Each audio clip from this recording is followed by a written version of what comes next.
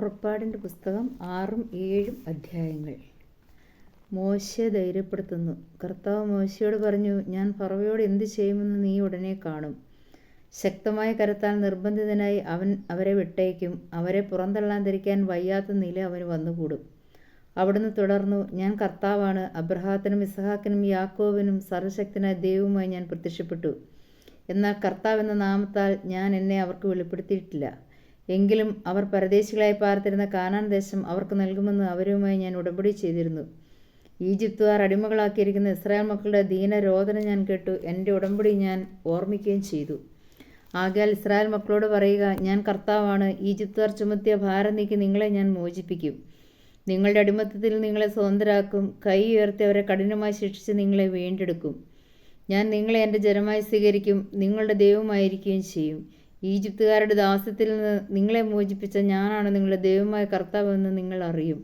അബ്രഹാത്തിനും ഇസഹാക്കിനും യാക്കോബിനും വാഗ്ദാനം ചെയ്ത ദേശത്തേക്ക് നിങ്ങളെ ഞാൻ നയിക്കും.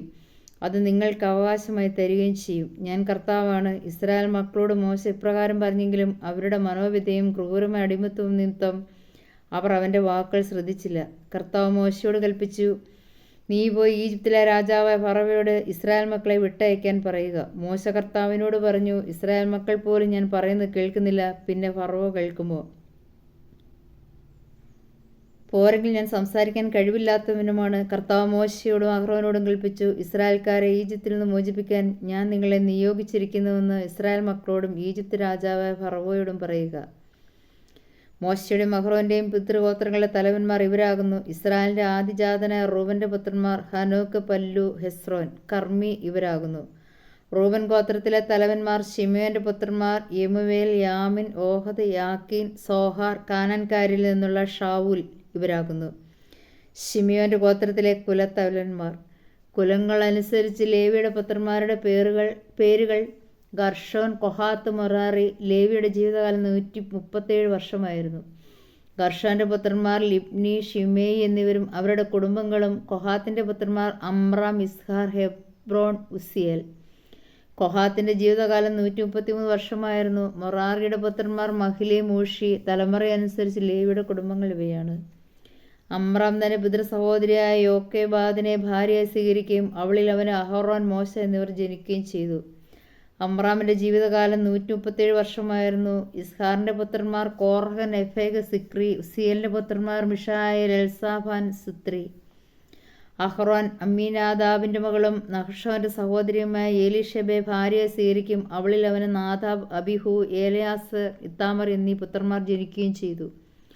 കോറഹിൻ്റെ പുത്രന്മാർ അസീർ, എൽക്കാന, അബിയാസാഫ്. ഇവരാണ് കോറഹ് വംശജർ. അഹ്റോൻ്റെ പുത്രനായ ഏലയാസാർ പുത്തിയേലിൻ്റെ പുത്രിയെ ഭാര്യയായി സ്വീകരിക്കുകയും അവളിൽ അവന് ഫിനെഹാസ് എന്ന പുത്രൻ ജനിക്കുകയും ചെയ്തു. ഇവരാണ് ലേവി ഗോത്രത്തിലെ കുലത്തലവന്മാർ. ഈജിപ്ത് രാജ്യത്ത് നിന്ന് ഇസ്രായേൽക്കാരെ സംഘമായി പുറത്തു കൊണ്ടുവരുമെന്ന് കർത്താവ് കൽപ്പിച്ചത് ഈ അഹ്റോനോടും മോശയോടുമാണ്. ഇസ്രായേൽക്കാരെ ഈജിപ്തിൽ നിന്ന് പുറത്തു കൊണ്ടുവരാൻ വേണ്ടി ഈജിപ്തിലെ രാജാവായ ഫറവയോട് സംസാരിച്ചത് ഇവരാണ്. ഈജിപ്തിൽ വെച്ച് കർത്താവ് മോശയോട് സംസാരിച്ച ദിവസം അവിടുന്ന് ഇപ്രകാരം അരുളി ചെയ്തു, ഞാൻ കർത്താവാണ്. ഞാൻ നിന്നോട് കൽപ്പിക്കുന്നതെല്ലാം ഈജിപ്തിലെ രാജാവായ ഫറവയോട് പറയുക. മോശ കർത്താവിനോട് പറഞ്ഞു, സംസാരിക്കാൻ കഴിവില്ലാത്തവനാണ് ഞാൻ. ഫറവോ എൻ്റെ വാക്കുകൾ ശ്രദ്ധിക്കുമോ? കർത്താവ് മോശയോട് പറഞ്ഞു, ഇതാ ഞാൻ ഫറവോയ്ക്ക് നിന്നെ ദൈവത്തെപ്പോലെ ആക്കിയിരിക്കുന്നു. നിന്റെ സഹോദരൻ അഹ്റോൻ നിന്റെ പ്രവാചകനായിരിക്കും. ഞാൻ നിന്നോട് കൽപ്പിക്കുന്നതെല്ലാം നീ അഹ്റോനോട് പറയണം. ഫറവോ തൻ്റെ രാജ്യത്തു നിന്ന് ഇസ്രായേൽക്കാരെ വിട്ടയക്കാൻ വേണ്ടി നിന്റെ സഹോദരൻ അഹ്റോൻ അവനോട് സംസാരിക്കട്ടെ. ഞാൻ ഫറവോയുടെ ഹൃദയം കഠിനമാക്കും. ഈജിപ്ത് രാജ്യത്ത് വളരെയേറെ അടയാളങ്ങളും അത്ഭുതങ്ങളും പ്രവർത്തിക്കും. എങ്കിലും ഫറവോ നിങ്ങളെ വാക്ക് കേൾക്കുകയില്ല. എന്നാൽ ഞാൻ ഈജിപ്തിനെ കഠിനമായി ശിക്ഷിച്ച് എൻ്റെ സൈന്യവും ജനവുമായ ഇസ്രായേലിനെ ഈജിപ്തിൽ നിന്ന് പുറത്തു കൊണ്ടുവരും. ഞാൻ ഈജിപ്തിനെതിരെ കൈനീട്ടി ഇസ്രായേൽ മക്കളെ അവരുടെ ഇടയിൽ നിന്ന് മോചിപ്പിച്ചു കഴിയുമ്പോൾ ഞാനാണ് കർത്താവെന്ന് ഈജിപ്തുകാർ മനസ്സിലാക്കും. മോശയും അഹ്റോനും കർത്താവ് കൽപ്പിച്ചതുപോലെ പ്രവർത്തിച്ചു. അവർ ഫറവോയോട് സംസാരിക്കുമ്പോൾ മോശയ്ക്ക് 80 അഹ്റോന് 83 വയസ്സായിരുന്നു. കർത്താവ് മോശയോടും അഹ്റോനോടും പറഞ്ഞു, ഫറവോ നിങ്ങളോടൊരടയാളം ആവശ്യപ്പെടുന്ന പക്ഷം നീ അഹ്റോനോട് നിന്റെ വടിയെടുത്ത് ഫറവോയുടെ മുൻപിലിടുക എന്ന് പറയണം. അത് സർപ്പമായി മാറും. മോശയും അഹ്റോനും ഫറവോയുടെ അടുക്കൽ ചെന്ന് കർത്താവ് കൽപ്പിച്ചതുപോലെ പ്രവർത്തിച്ചു. അഹ്റോൻ വടി ഫറവോയുടെയും സേവകരുടെയും മുൻപിലിട്ടു, അത് സർപ്പമായി. അപ്പോൾ ഫറവ വിജ്ഞന്മാരെയും മന്ത്രവാദികളെയും വിളിച്ചു വരുത്തി.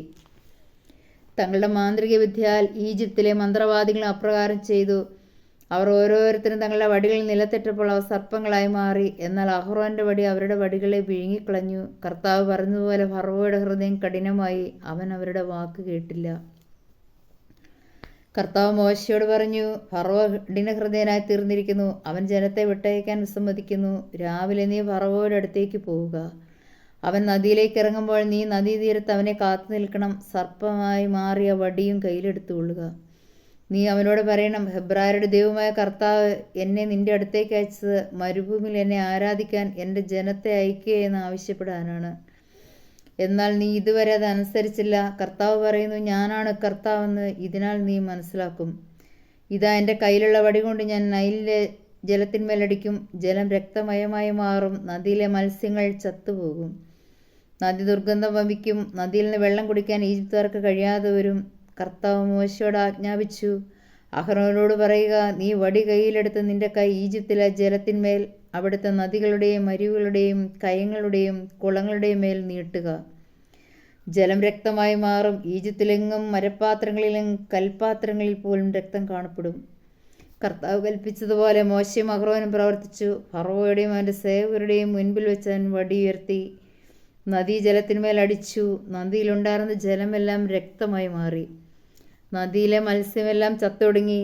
നദി ദുർഗന്ധം വമിച്ചു. ഈജിപ്തുകാർക്ക് നദിയിൽ നിന്ന് വെള്ളം കുടിക്കാൻ കഴിഞ്ഞില്ല. ഈജിപ്തിലിങ്ങ് രക്തം കാണപ്പെട്ടു. ഈജിപ്തിലെ മന്ത്രവാദികൾ നിങ്ങളുടെ മാന്ത്രിക വിദ്യയാൽ അപ്രകാരം ചെയ്തു. കർത്താവ് പറഞ്ഞതുപോലെ ഫറവോ കൂടുതൽ കഠിനഹൃദയനായി, അവൻ അവരുടെ വാക്ക് കേട്ടുമില്ല. ഫറവോ തൻ്റെ കൊട്ടാരത്തിലേക്ക് മടങ്ങിപ്പോയി. ഇക്കാര്യം അവൻ ഗൗനിച്ചില്ല. നദീജലം കുടിക്കുക അസാധ്യമായി തീർന്നപ്പോൾ ഈജിപ്തുകാർ കുടിക്കാൻ വെള്ളത്തിനു വേണ്ടി നദീതീരത്ത് കുഴികളുണ്ടാക്കി. കർത്താവ് നദിയെ പ്രഹരിച്ചിട്ട് 7 ദിവസം കഴിഞ്ഞു. ലേവ്യരുടെ പുസ്തകം 5-ാം അധ്യായം. സാക്ഷ്യം നൽകാൻ ശബദപൂർവ്വം ആവശ്യപ്പെട്ടിട്ടും താൻ കാണുകയോ മനസ്സിലാക്കുകയോ ചെയ്ത കാര്യം ഏറ്റുപറയുക മൂലം പാപം ചെയ്യുന്നവൻ അതിൻ്റെ കുറ്റമേൽക്കണം. ആരെങ്കിലും അശുദ്ധമായ വസ്തുവിനെ, അശുദ്ധമായ വന്യമൃഗം, കന്നുകാലി, ഇഴജന്തു ഇവയിൽ ഏതിൻ്റെയെങ്കിലും ശവത്തെ സ്പർശിക്കുകയും അവൻ അതറിയാതിരിക്കുകയും ചെയ്താൽ അറിയുമ്പോൾ അവൻ അശുദ്ധനും കുറ്റക്കാരനുമായിരിക്കും. ഒരുവൻ തന്നെ അശുദ്ധനാക്കുന്ന ഏതെങ്കിലും തരത്തിലുള്ള മാനുഷിക മാലിന്യത്തെ സ്പർശിക്കുകയും അതറിയാതിരിക്കുകയും ചെയ്താൽ അറിയുമ്പോൾ അവൻ കുറ്റക്കാരനായിരിക്കും. നന്മയാകട്ടെ തിന്മയാകട്ടെ താൻ അത് ചെയ്യുമെന്ന് ഒരുവൻ അവിവേകമായി ആണയിട്ട് പറയുകയും അക്കാര്യം വിസ്മരിക്കുകയും ചെയ്താൽ ഓർമ്മിക്കുമ്പോൾ അവൻ കുറ്റക്കാരനായിരിക്കും. ഇവയിൽ ഏതെങ്കിലും കാര്യത്തിൽ ഒരുവൻ കുറ്റക്കാരനാണെങ്കിൽ അവൻ തൻ്റെ പാപം ഏറ്റുപറയണം. അവൻ ഒരു പെൺചെമ്മരിയാടിനെയോ പെൺകോലാടിനെയോ കർത്താവിനോ പാപപരിഹാര ബലിയായി അർപ്പിക്കണം. പുരോഹിതൻ അവനു വേണ്ടി പാപപരിഹാരം ചെയ്യുകയും വേണം. ആട്ടിൻകുട്ടിയെ നൽകാൻ കഴിവില്ലെങ്കിൽ അവൻ്റെ പാപത്തിന് പരിഹാരമായി 2 ചെങ്ങാലികളെയോ 2 പ്രാവിൻ കുഞ്ഞുങ്ങളെയോ കർത്താവിൻ്റെ മുൻപിൽ കൊണ്ടുവരണം. ഒന്ന് പാപപരിഹാര ബലിക്കും മറ്റൊരു ദഹനബലിക്കും. അവയെ പുരോഹിതൻ്റെ അടുക്കൽ കൊണ്ടുവരണം. പുരോഹിതൻ ആദ്യം പാപപരിഹാര ബലിക്കുള്ളതിനെ അർപ്പിക്കണം. അതിൻ്റെ കഴുത്ത് പിരിച്ചൊടിക്കണം, തല വേർപെടുത്തരുത്.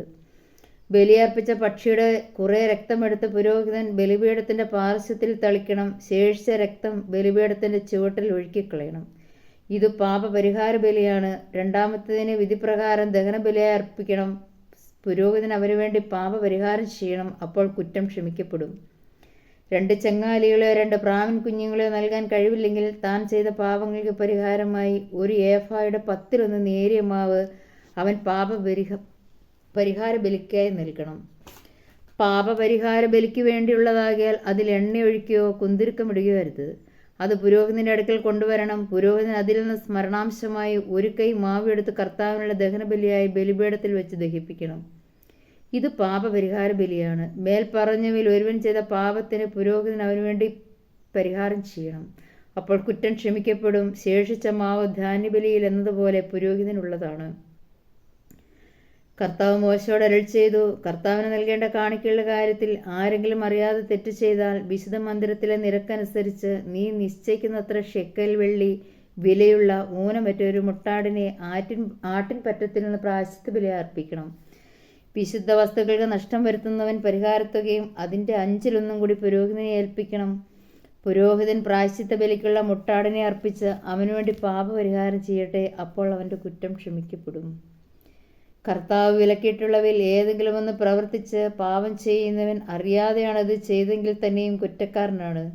അവൻ തൻ്റെ തെറ്റിന് ഉത്തരവാദിയായിരിക്കും. പ്രായശ്ചിത്ത ബലിയുടെ ചെലവനുസരിച്ച് നീ നിശ്ചയിക്കുന്ന വിലയ്ക്കുള്ളതും ഊനമറ്റതുമായ ഒരു മുട്ടാടിനെ അവൻ്റെ ആട്ടിൻപറ്റത്തിൽ നിന്ന് പുരോഹിതൻ്റെ അടുക്കൽ കൊണ്ടുവരണം. അറിയാതെ ചെയ്ത പാപത്തിന് പുരോഹിതൻ അവന് വേണ്ടി പരിഹാരം ചെയ്യണം, അപ്പോൾ കുറ്റം ക്ഷമിക്കപ്പെടും. ഇത് പ്രായശ്ചിത്ത ബലിയാണ്. അവൻ കർത്താവിൻ്റെ മുമ്പിൽ കുറ്റക്കാരനാണല്ലോ. സങ്കീർത്തനം 47-ാം അധ്യായം. ജനതകളുടെ മേൽ വാഴുന്ന ദൈവം.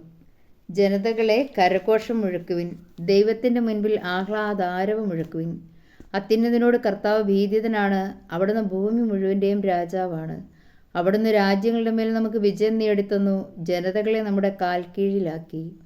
അവിടുന്ന് നമ്മുടെ അവകാശം തിരഞ്ഞെടുത്തു തന്നു, താൻ സ്നേഹിക്കുന്ന യാക്കോബിൻ്റെ അഭിമാനം തന്നെ. ജയഘോഷത്തോടും കാഹളനാദത്തോടും കൂടെ ദൈവമായ കർത്താവ് ആരോഹണം ചെയ്തു. ദൈവത്തെ പാടിപ്പുകഴ്ത്തുവിൻ, സ്തോത്രങ്ങൾ ആലപിക്കുവിൻ. നമ്മുടെ രാജാവിന് സ്തുതികൾ അർപ്പിക്കുവിൻ, കീർത്തനങ്ങൾ ആലപിക്കുവിൻ. ദൈവം ഭൂമി മുഴുവൻ്റെയും രാജാവാണ്.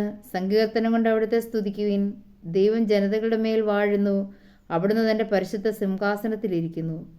അബ്രഹാത്തിൻ്റെ ദൈവത്തിൻ്റെ ജനത്തെ പോലെ ജനതകളുടെ പ്രഭുക്കന്മാർ ഒരുമിച്ച് കൂടുന്നു.